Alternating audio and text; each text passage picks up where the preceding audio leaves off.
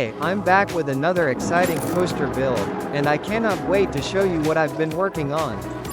This episode is packed with creativity, design choices, and, of course, a little bit of frustration.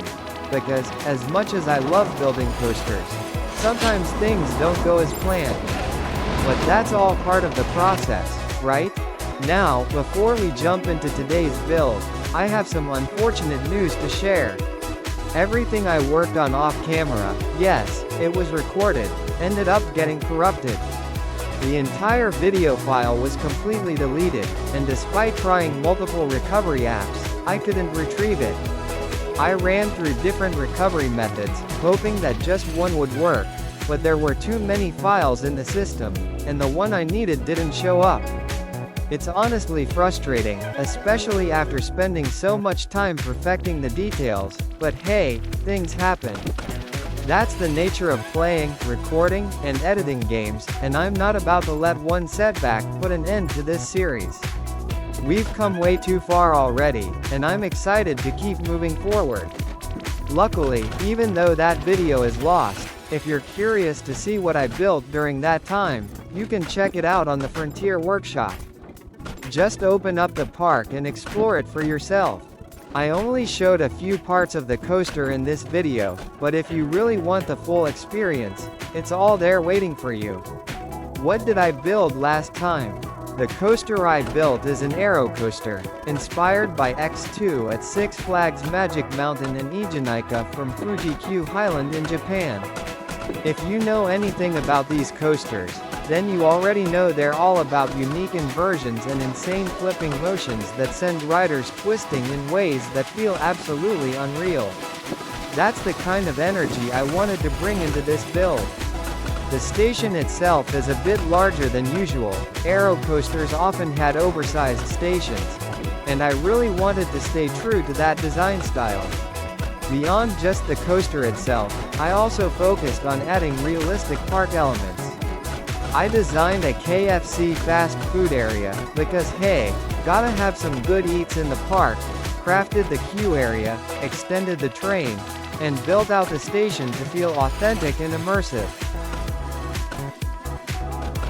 Planning the next coaster. While working on that, I started thinking about what coaster to place next to it, and I finally made a decision: a dive coaster. Dive coasters have some of the best drops in the business, and I love how intimidating they look from a distance. For the layout, I'll be drawing inspiration from Iron Menace at Dorney Park, taking some of its signature moves and applying them here while keeping the rest unique to my park's theme. In this video, you'll get an inside look at the aero coaster, including lighting setup, transfer track details, queue area layout, an overall park progress update.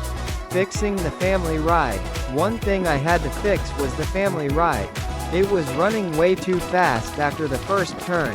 Something about the way I initially structured the track caused it to speed through sections I wanted to feel more controlled and enjoyable. So, I went back and reworked the first half of the ride, starting from the initial launch to make sure everything felt smoother while still delivering excitement. And with that issue resolved, it was time to start the main project of today's video. Today's build: a floorless coaster. The coaster I'm working on today is a floorless coaster, and I've decided it's going to be green. A bold color choice that stands out in the park and gives the ride a distinct personality. Before filming, I had already pre-built the lift hill because I wanted to experiment with the height and drop before fully committing to the layout. The initial drop is inspired by Rougarou at Cedar Point, and the first two elements reflect that influence pretty closely. But after that, I took my own creative direction, adding in a pre-built dive into a high left turn, a brake run, several twisty sections that keep the ride dynamic. To make the ride even more technically interesting, I decided to add a switch track, which allowed me to build two small switch track buildings on either side. Building the queue and station. Once the coaster was done, I moved on to designing the queue path.